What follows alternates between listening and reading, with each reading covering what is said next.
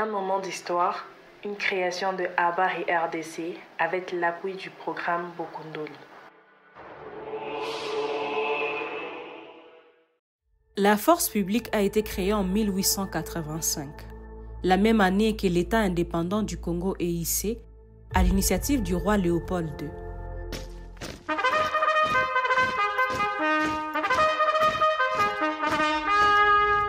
Initialement destinée à explorer, pacifier et administrer les vastes territoires du Congo, elle va finir par jouer un rôle central dans la consolidation du pouvoir colonial. Cette armée était constituée principalement des soldats africains, encadrés par des officiers et sous-officiers européens, principalement belges.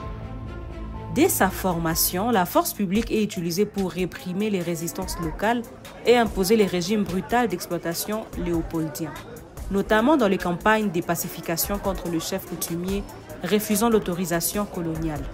Elle était impliquée dans la répression sanglante des populations congolaises qui s'opposaient notamment à la collecte du caoutchouc et aux travaux forcés.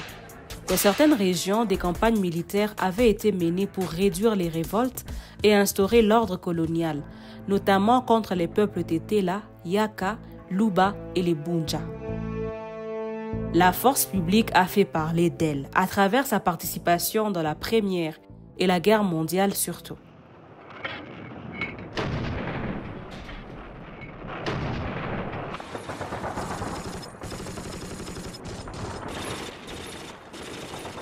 Avec le déclenchement de la Première Guerre mondiale, la force publique avait été mobilisée pour affronter les forces allemandes de l'Afrique de l'Est, Tanzanie actuelle, commandée par le redoutable général Paul von Lettow-Vorbeck.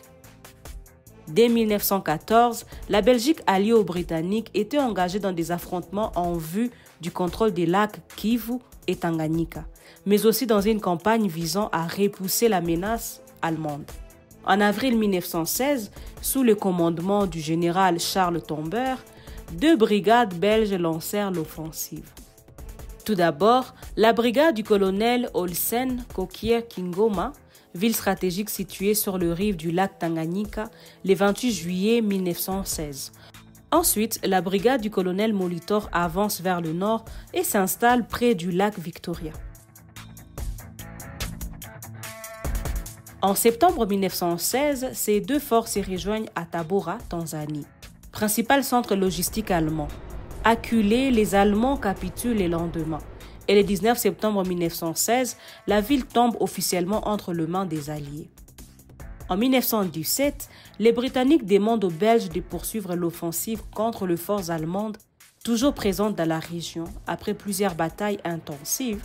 La force publique capture Mahenge le 9 octobre 1917, forçant les troupes allemandes à battre en retraite vers le Mozambique. À la fin de la guerre, en 1919, seule une partie des territoires conquis restera sous administration belge. Le Rwanda-Urundi qui deviendra un mandat belge de la Société des Nations, SDN, tandis que le reste de la Tanzanie devient sous contrôle britannique. Lorsque la Seconde Guerre mondiale éclate en 1940, la Belgique est envahie par l'Allemagne nazie en mai 1940, mais la colonie congolaise reste sous contrôle du gouvernement belge en exil. La force publique est alors mobilisée pour défendre le Congo belge, mais surtout pour lutter contre les forces italiennes en Afrique de l'Est. Dès juin 1940, avec l'entrée en guerre de l'Italie, les troupes coloniales congolaises sont envoyées à la frontière soudano-éthiopienne pour préparer l'assaut contre les Italiens en Éthiopie. En juillet 1941, après la victoire des Alliés et l'expulsion des Italiens de la Corne de l'Afrique, les troupes de la force publique retournent au Congo.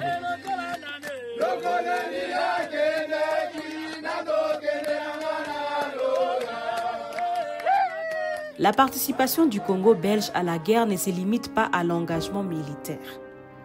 Des milliers de tonnes de matières premières stratégiques, caoutchouc, cuivre, uranium, sont envoyés aux Alliés. L'uranium utilisé pour la bombe atomique Hiroshima en 1945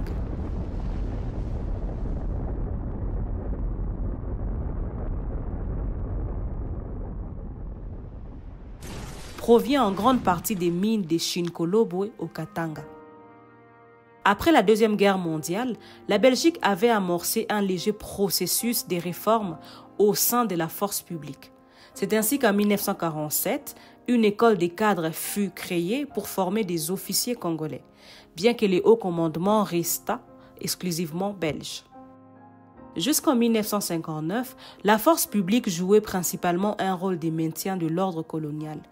Elle était mobilisée pour réprimer les manifestations et mouvements nationalistes congolais qui se multiplient à l'approche de l'indépendance.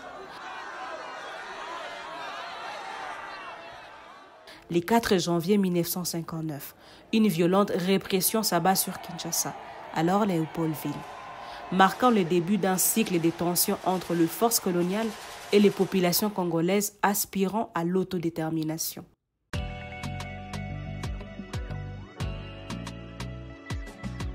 Face aux pressions, la Belgique accéléra les processus d'indépendance, mais sans véritablement préparer une transition militaire adéquate.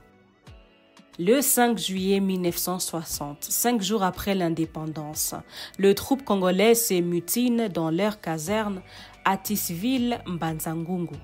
Les soldats congolais, frustrés par la persistance de la domination belge dans le rang des officiers, exigent l'africanisation immédiate des cadres militaires.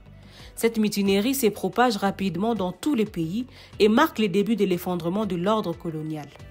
Sous la pression, les gouvernements congolais dirigés par Patrice Lumumba décident de réorganiser la force publique. Elle est rebaptisée Armée nationale congolaise, ANC.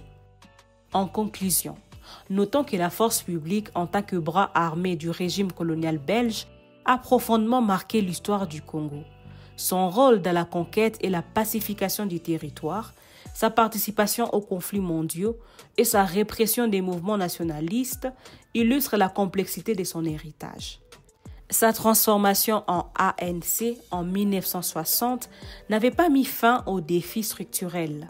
L'absence de formation et des cadres expérimentés entraîne une désorganisation rapide. Mais aussi la mutinerie de 1960 annonçait une longue instabilité militaire qui marquera les décennies suivantes. Coup d'État de Mobutu en 1965, guerre civile, etc.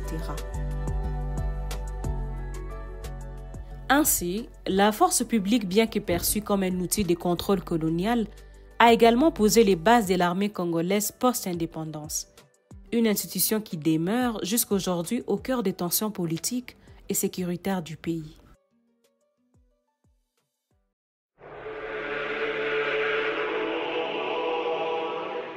Un moment d'histoire, une création de ABBA et RDC avec l'appui du programme Bokundoli.